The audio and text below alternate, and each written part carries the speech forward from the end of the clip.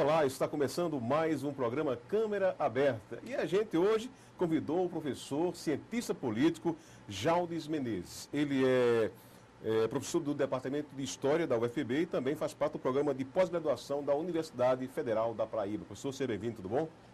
Muito bem-vindo. Gostaria de externar meu prazer estar aqui na TV Câmara. Professor, muito se fala, inclusive estamos nessa fase, né, microprocesso eleitoral, segundo turno das eleições, aí, já fechado, né, na semana passada, e muito se fala de política, né, e política está em todos os lugares, mas especialmente na Constituição, no Legislativo, enfim, política. O povo realmente entende o que vem a ser política, professor? Entende porque a política é um dado ineliminável das sociedades humanas. Olha, os primeiros que definiram a política foram os gregos. Um pensador fundamental nessa definição, embora houvesse todo um debate anterior, foi Aristóteles. Para Aristóteles, a política vem da fala, da linguagem. Então, o que é que nos diferencia como animais sociais, no termo dele, o zoom politic, o homem grego, ou o ser humano, dos animais sociais como as abelhas, ou como as formigas e tudo mais? Porque nós temos a propriedade da linguagem, nós temos a propriedade da fala. Isso. Então, onde houver linguagem, onde houver fala, onde houver intercâmbio, há política. Os gregos são os primeiros que sistematizaram esse conceito. Eu acho que é o conceito mais fundo de política. Agora, é claro que a política pode ser vista de várias maneiras, e não apenas nessa dimensão de socialidade. Exato. Há a política parlamentar, a política partidária, há a política institucional. Nós podemos dizer também que a política tem todo um marco histórico.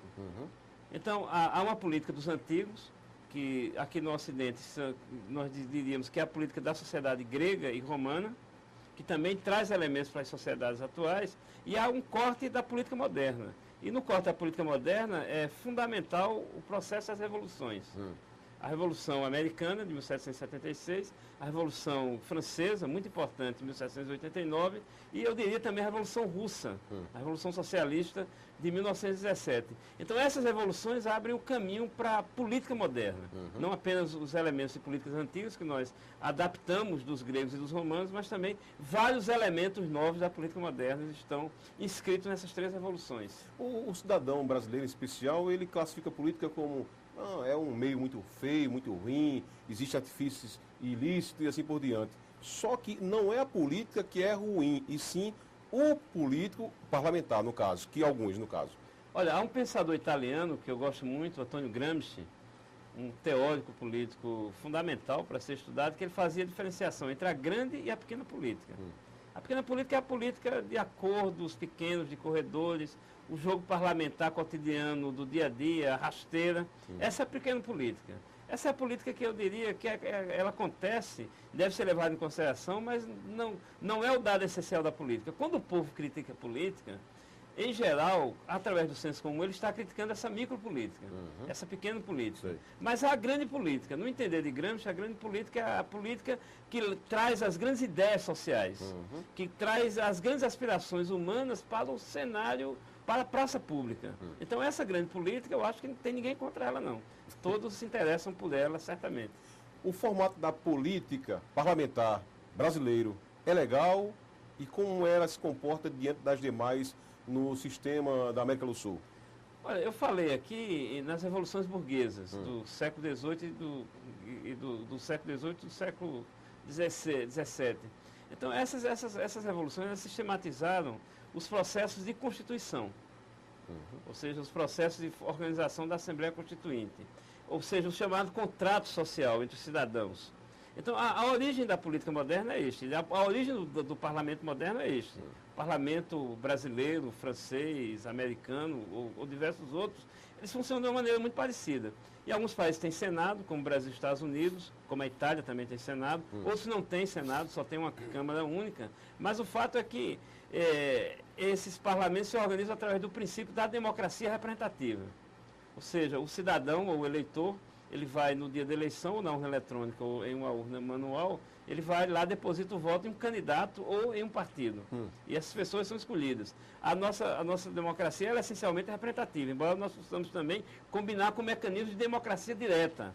Como aqui João Pessoa tem o orçamento participativo, por exemplo. O orçamento participativo é o quê? Você reúne os cidadãos de um bairro, de uma associação, de um núcleo populacional e lá vai ver as demandas daquela sociedade, daquele núcleo populacional. Essa é a democracia direta. Isso é combinado, por exemplo, com os vereadores, que são eleitos no dia da eleição parlamentar, geralmente junto com o prefeito.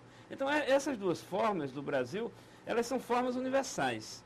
São as formas, digamos assim, de democracia representativa do chamado Estado Democrático de Direito. Agora, você falar da América Latina, a América Latina também. A América Latina, os países vizinhos, o Uruguai, a Argentina, a Venezuela e tudo mais, eles seguem mais ou menos esse patamar. Agora, há muitas nuances culturais, nuances locais e tudo mais.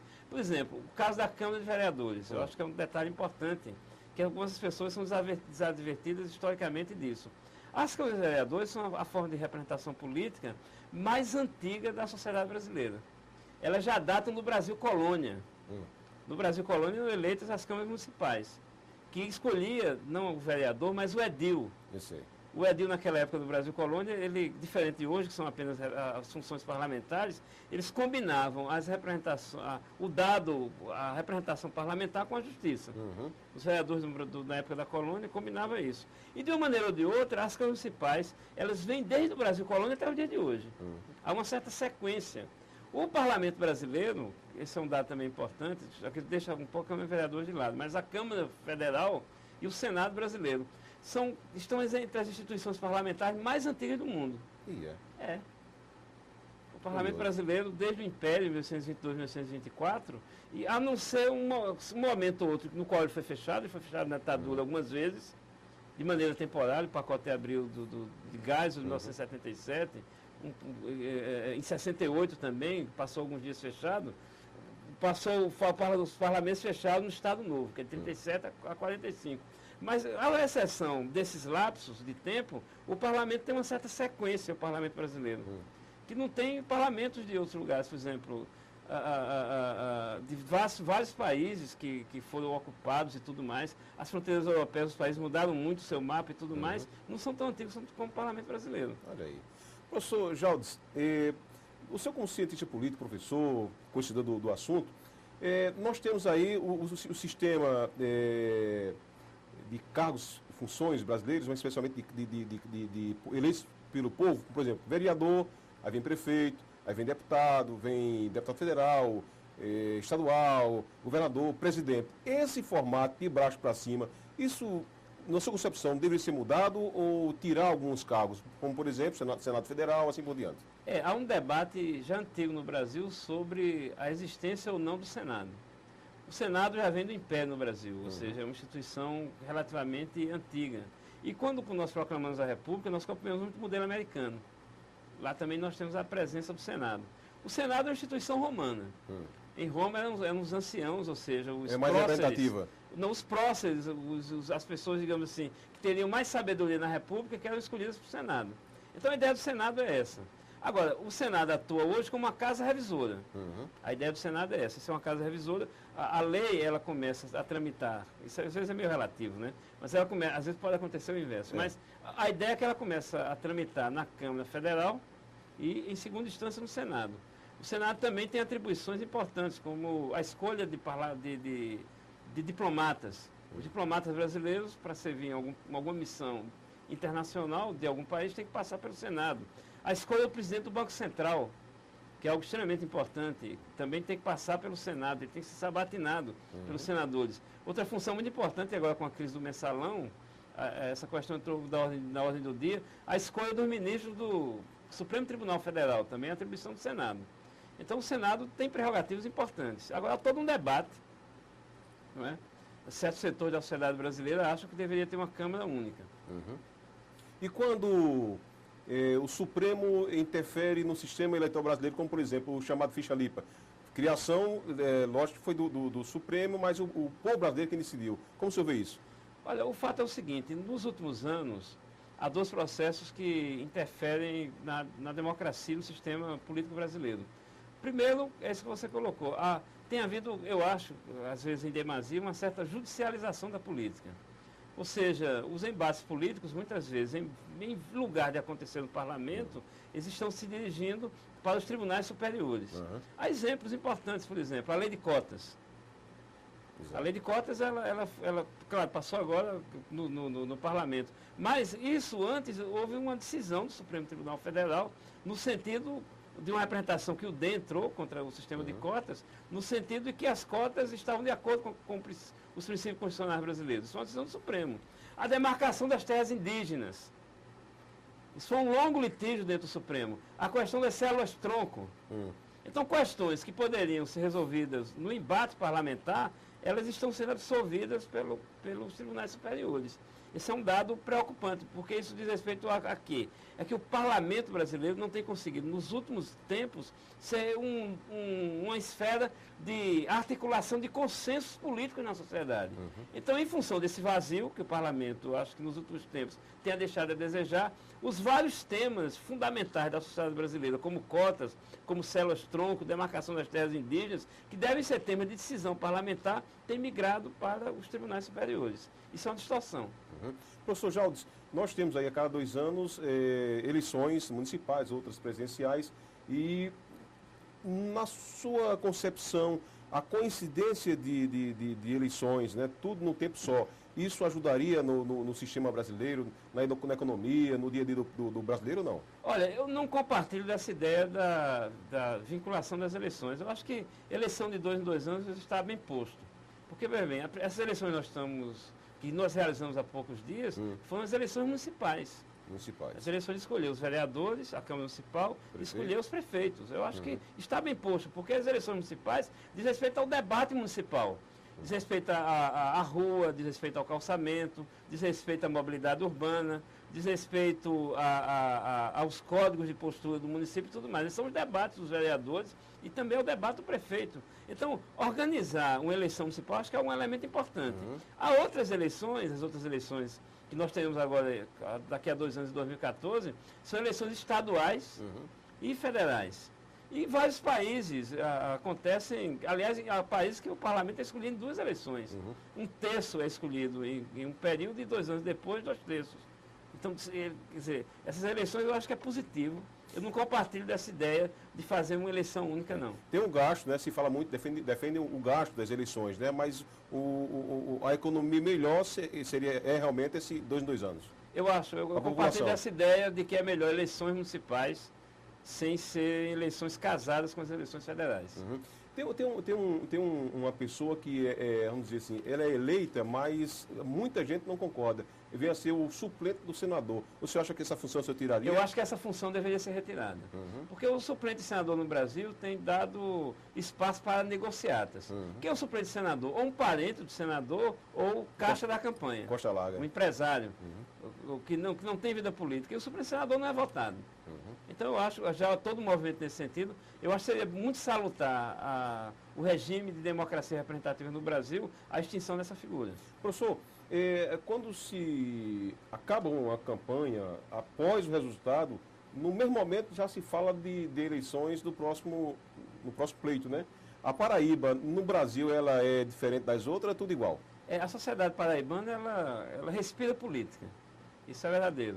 Então, quando você acaba a eleição do prefeito, começa a discutir o governador, quando acaba de discutir a eleição do governador, começa a discutir a eleição do prefeito. Agora, isso, no fundo, é um debate que circula em pequenas esferas. Nós temos um estado de 3 milhões e 600 mil habitantes. Nós temos uma cidade de mais de 700. Isso, no fundo, o povo para o trabalho, está preocupado com a sua própria vida. E agora, ele dá essa distorção, que a gente pensa que isso é um debate de todos, mas não, isso é um debate que circula nas elites. É tanto que é um dado interessante. Nós temos todo um debate pré-campanha, e a campanha é uma coisa diferente. Às vezes, alguns candidatos que não estão bem posicionados na pré-campanha, que ocupam um pouco a mídia, ganham a eleição. Por quê? Porque, no fundo, as pessoas, elas não estão preocupadas com esse debate 365 dias ao ano. Agora, claro, os setores da elite, eles se preocupam efetivamente com esses debates o tempo inteiro. O senhor agora há pouco falou sobre edil, né? E eu lembrei aqui de uma piada que um cidadão perguntou ao senhor, candidato, perguntou se ele queria ser um edil ou queria ser um vereador, para medir o grau de sabedoria dele. Ele disse, eu não quero ser edil, não, eu quero ser vereador. Eu pergunto, o cidadão que se candidata a algum cargo eletivo como vereador, ele entende realmente do que reza, o que tem lá na Carta Magna, o que ele vai fazer numa Câmara Municipal? Eu acho que é bom fazer o dever de casa, isso é indiscutível. Agora, para ser candidato a vereador, não precisa fazer o dever de casa. Eu acho que para ser candidato a vereador, as prerrogativas são essas que estão na Constituição. Eu acho que as pessoas, às vezes, têm uma ideia equivocada, digamos assim, que o vereador, que o parlamentar tem que ser um intelectual, não. Certo. O vereador e o parlamentar tem que ser representativo da sociedade na qual ele vive e a qual ele vai representar. Agora, o dever de casa é fundamental, porque esse plus, esse desempenho, vai interferir no desempenho do vereador no plenário, nas comissões, no contato com o eleitor, no debate político. Então, essas coisas requisitam preparo. Um vereador que não se prepare para as comissões, para o plenário, para o debate político, efetivamente ele não vai ter um bom desempenho e certamente vai amargar uma derrota em eleições subsequentes. O senhor é contra ou a favor do analfabeto ser candidato? Eu sou favorável. Por quê? Eu acho que democracia é para todos. A democracia é universal. Nós não devemos estabelecer estratos na democracia. O sistema, você falou em democracia, o sistema brasileiro, na democracia, ele realmente é puro ou ele sofre algum dano? Não, veja bem, o Estado Democrático Brasileiro, ele pugna pelo elemento da democracia representativa. Então, a vida parlamentar brasileira, o Instituto é da democracia representativa. Agora, nos últimos anos, principalmente do fim da ditadura para cá, nós estamos experimentando, em um movimento razoavelmente avançado já, institutos de democracia direta. Então, é possível você combinar, eu acho que nos modos de hoje é o que é de mais, digamos assim, interessante combinar a democracia representativa com a democracia direta. Professor Jaldes, tivemos aí o presidente Luiz Inácio Lula da Silva, que esteve aqui agora há pouco na Paraíba, ele conseguiu altos índices de aprovação, né, de popularidade no Brasil. Dentro dos seus estudos, o Lula foi o presidente mais popular que existe no... Olha, veja bem, nós já temos mais de um século de república. Não é? Então, a República Brasileira tem toda uma experiência histórica. Eu acho que Lula é indiscutivelmente um dos presidentes mais importantes da história do Brasil. No século XX e XXI, quase os presidentes mais importantes. Eu acho que um primeiro, indiscutivelmente, é Getúlio Vargas, não só pelo tempo, que Getúlio ele entrou no regime da Revolução de 30, deu golpe em 37 e saiu em 45. Então, só aqui, entre 30 e 45, são 15 anos no poder. Depois ele voltou em 50 e suicidou-se em 54, uma tragédia que todos os brasileiros conhecem. Então, Getúlio foi, indiscutivelmente, o presidente da República Brasileira mais importante do século XX. Todas as instituições modernas do Estado brasileiro, elas foram criadas por Getúlio Vargas. Ele foi um sujeito que deu também uma dinâmica nova à economia brasileira, criou as estatais, criou o serviço público e tudo mais. Então, Getúlio é indiscutivelmente o presidente mais importante do século XX. No século XXI, que é um século recém-começado, indiscutivelmente o mais importante é Lula. Né? O mais importante é Lula. Eu não acho que Lula tenha a dimensão de um Getúlio nos seguintes termos. Lula, ele fez um mandato popular, um mandato que criou os problemas de transferência de renda, a economia se estabilizou e avançou, mas instituições no molde da era Vargas ainda não foram criadas na era Lula. Então, eu ainda diria que Vargas, do ponto de vista histórico, é uma personagem mais importante do que Lula. Agora, Lula, vê bem, ele tem duas coisas que eu acho que são importantes. Ele saiu do mandato com a popularidade de um Vargas, e não saiu apeado do poder, porque Vargas, o suicídio foi depois de uma grande crise política, a crise que resultou, inclusive, no seu martírio, no seu suicídio, e, por outro lado, tão empoderado quanto um Geisel, que foi talvez o presidente de mais força do tempo do regime militar. Não foi mais ditatorial, mas o que tinha mais força política. O mais ditatorial foi o presidente Médici, indiscutivelmente. Então, ele teve a força de um Geisel e a popularidade de um Vargas. E tudo isso em um regime de democracia. Então, são feitos que devem ser atribuídos, indiscutivelmente, à figura do Luiz Inácio Lula da Silva. Qual foi o presidente na história que conseguiu fazer o seu sucessor? No caso de Lula, Dilma Rousseff. Algum outro conseguiu fazer? Olha, a história das eleições presidenciais brasileiras são de crise política. Não é? Então, antes de 64, cada eleição presidencial era uma crise política. Não é? Você veja, Juscelino, para tomar posse, quase que ele não toma, porque havia setores militares e da própria UDN que não tinham interesse na posse de Juscelino Kubitschek. Foi preciso que o general Lott desse uma espécie de golpe dentro do golpe. Né? Porque os setores da UDN, diversos setores, Café Filho saiu, em função. Café Filho é o vice Getúlio, né? Ele saiu em função de uma doença, alegou doença, entrou o presidente da Câmara e depois o presidente do Supremo, Carlos Luiz. E não queria dar posse a Juscelino. Então foi preciso que o ministro da Guerra, o general Lott, ele depusesse Carlos Luiz para depois Juscelino. Vê que crise política. Então o Brasil até 64 era uma sequência de crises. Então, em geral, os presidentes não conseguiam eleger, em função dessa sequência, os seus sucessores de maneira normal. Porque, inclusive, Juscelino, ele foi antecedido por presidentes provisórios, porque Vargas havia se suicidado. Ele não elegeu realmente o seu sucessor. Foi eleito um político de oposição, que era o Jânio Quadros. No tempo da ditadura militar, cada sucessão presidencial era uma crise. Porque os grupos dentro do Exército, eles se reuniam e cada um achava que devia ser um ou outro. Então, o período de sucessão presidencial no regime militar era um período de crise. Então, só recentemente, efetivamente, o presidente Lula passou o poder para Dilma Rousseff. Foi reeleito, aliás, Fernando Henrique também. Aliás, o primeiro que passou foi Itamar. Mas Itamar Franco era o vice de Collor. Passou o poder para Fernando Henrique, porque ele apoia Fernando Henrique. Exato. Aqui já começou uma certa transição mais tranquila. Então, desde o período do governo Itamar, nós podemos dizer que as sucessões presidenciais começaram a ser tranquilas. Houve efetivamente um dado importante da história brasileira, que foi a eleição de 2002. Porque Fernando Henrique passou, naquele momento, a faixa presidencial a um trabalhador. Alguém que tinha uma origem, digamos assim, que não era nos estratos da elite, no caso Lula. Os estratos da elite, no caso das elites econômicas. Porque se ele tem uma origem sindical, ele tinha uma origem de elite sindical. Mas foi um dado simbólico importante. E Lula, efetivamente, elegendo Dilma, é o primeiro que passa a faixa presidencial para alguém que ele apoiou. Alguns classificam Dilma como um Lula de saias. Outros dizem que Dilma é, vamos dizer assim, uma marionete de Lula. Outros dizem que Lula tem uma grande influência no trabalho de Dilma. Na sua concepção, é isso ou é outra coisa? Olha, para entender o período Lula-Dilma, nós temos que entender o fenômeno do lulismo, que atualmente vários cientistas políticos têm se debruçado sobre esse tema. Então, acho que foi criado um lulismo na sociedade brasileira. Lulismo para além de Lula. Então, se o lulismo para além de Lula, Dilma também incorpora a ideia do lulismo. Não é? São personagens diferentes. Lula com suas características e Dilma com as suas. Mas os dois estão dentro desse bloco do lulismo. Eu acho que nós não podemos confundir lulismo com PT. São duas coisas distintas. Embora, claro que uma coisa tem a ver com a outra, mas o lulismo ele extrapola, inclusive eleitoralmente, o PT. E nós temos no Brasil de hoje, esse é um dado interessante, uma coligação de governo que envolve quase todos os partidos brasileiros. O lulismo, no fundo, é o que vai de um espectro do centro-direita, o PP, o PR, e outros partidos, de centro-direita até a esquerda. A esquerda aqui, digamos, o PSB, o PT e o PCdoB. Então, o lulismo é todo esse espectro dos principais partidos brasileiros, passando por um grande partido de centro, que é o PMDB. Esses são os partidos hoje do espectro do lulismo. Só estão de fora na democracia brasileira de hoje uma dissidência à esquerda, muito puxada pelo PSOL e o PSTU, que estão fora desse guarda-chuva, e do outro lado, uma dissidência pelo centro, ou centro-direita, que é o PSDB, o DEM e o PPS. Ou seja, quase todo o sistema político brasileiro está enlaçado por esse fenômeno do lulismo.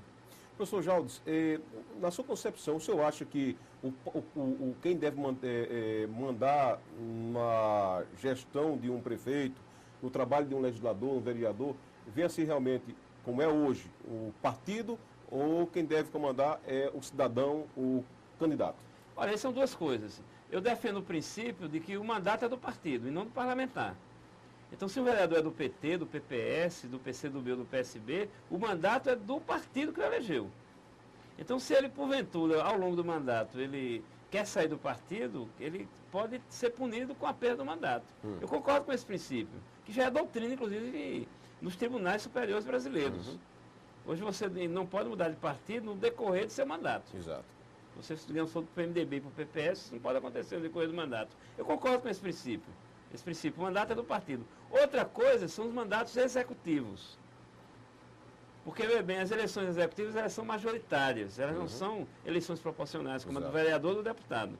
Então, o mandato, embora também o prefeito ou o governador não pode sair do partido, mas o mandato tem outra característica, é um mandato majoritário. Você foi lá, votou apenas em uma pessoa, e não em uma coligação de candidatos.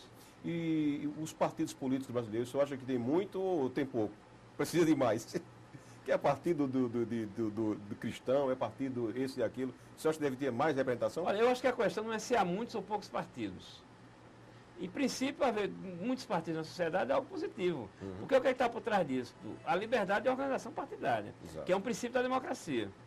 A questão não é se há poucos ou muitos partidos, a questão é se há partidos efetivos, se há partidos representativos, se há partidos consistentes, se há partidos organizados.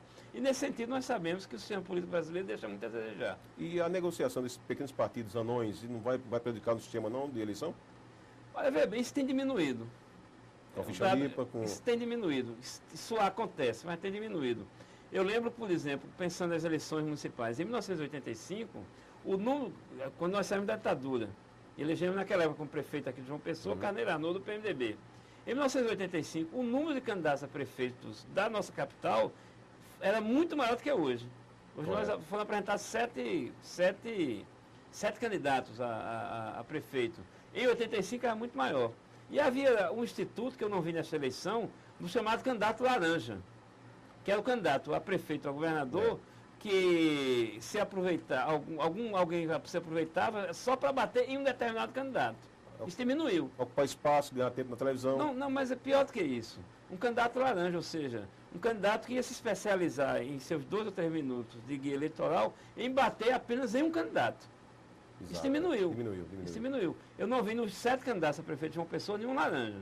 Eram candidatos representativos de ideias, de interesses, de determinados partidos.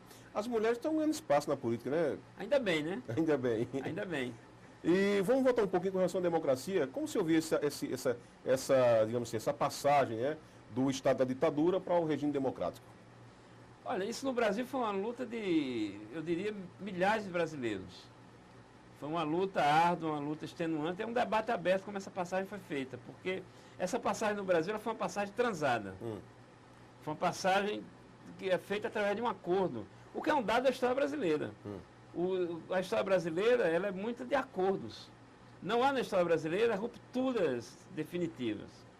Nós sabemos como foi a proclamação da República, sabemos antes como foi a independência, como foi a própria abolição da escravatura. Foram, digamos assim, processos acordados.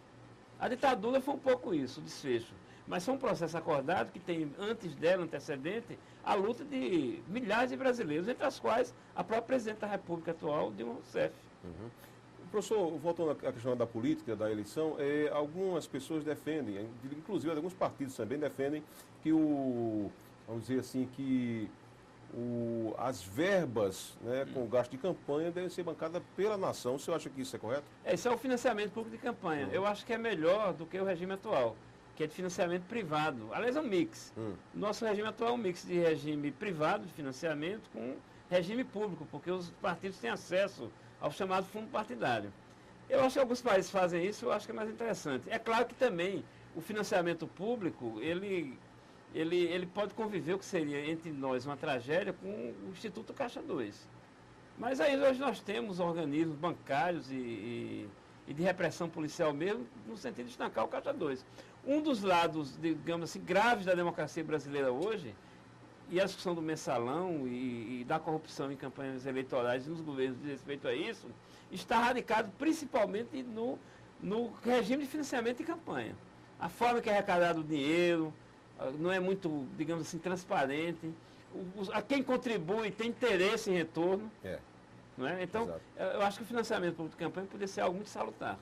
O cidadão brasileiro hoje está consciente do voto, ele sabe votar agora?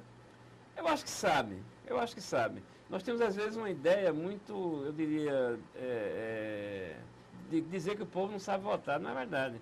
O povo sabe fazer suas escolhas, às vezes escolhe mal, mas depois aprende e percebe que escolheu mal e vai escolhe melhor numa segunda vez. Ele está politicamente mais inteligente? Eu acho que sim. Mas será que também isso da ficha limpa, de resultado do mensalão, assim por diante. Isso não tem contribuído também para conscientizá-lo? Com certeza, com certeza. Com certeza, né? Com certeza. O senhor, no sistema político brasileiro, o senhor mudaria alguma coisa? Se pudesse Olha, mudar? eu acho que a questão da democracia passa, claro, pelo sistema político. Mas a democracia passa, eu diria, por mais ser um regime de base, de participação política. Então isso está para além do sistema político formal. Então a participação política, cívica da sociedade é que é o elemento central. Isso no Brasil ainda se deixa muito a desejar. Existem muitas categorias que são diretamente, assim, abertamente beneficiadas com o sistema político. Mas a gente já observa algumas categorias que a gente não vê tanto aparecimento na mídia, tanta gente em Brasília defendendo. E isso acontece por quê? Olha, vê bem, a vida parlamentar, a representação parlamentar, ela é muitas vezes setorial. Então, uma igreja que elege seus parlamentares, médicos, sindicatos e tudo mais. O essencial, o principal, essas pessoas vão no Congresso defender o quê? A sua igreja, seu sindicato, a sua categoria profissional, o seu grupo de empresários rurais e tudo mais. Há bancadas fortes no Congresso, agronegócio, a bancada evangélica e tudo mais. Bancada ruralista. Bancada ruralista e tudo mais. Pois é, isso aí é legítimo. Agora, o ideal é que o parlamentar ele tenha ideias universais, ideias para toda a sociedade. Que também tem aquela história que muita gente se candidata, se elege e de repente vai defender um só bairro, né? Existem diversos bairros. Vereador, né? Exato, vereador é mais comum no vereador. E aí a gente diz que o cara se elegeu, ele tem que representar a cidade, né? A cidade. Exatamente. Professor, chegamos ao final do programa. Quiser deixar algum e-mail para alguém que quer responder com o senhor? Olha, foi um prazer estar aqui com você e com os telespectadores da TV Câmara. Eu acho que o debate nosso foi um debate que fluiu, com foi certeza. Um debate muito interessante. Esquecer um pouco a campanha política, né? Que se fala muito, né? Para quem quiser ver o que eu escrevo, eu tenho um blog. Fica à vontade da divulgação. Acessem lá. É www.jaldes, Jaldes, tracinho campo de ensaio blogspot.com. Geralmente os meus artigos eu posto lá. Tá bom. Foi um prazer, viu? É um prazer pela aula. A você também, nosso muito obrigado e até a próxima.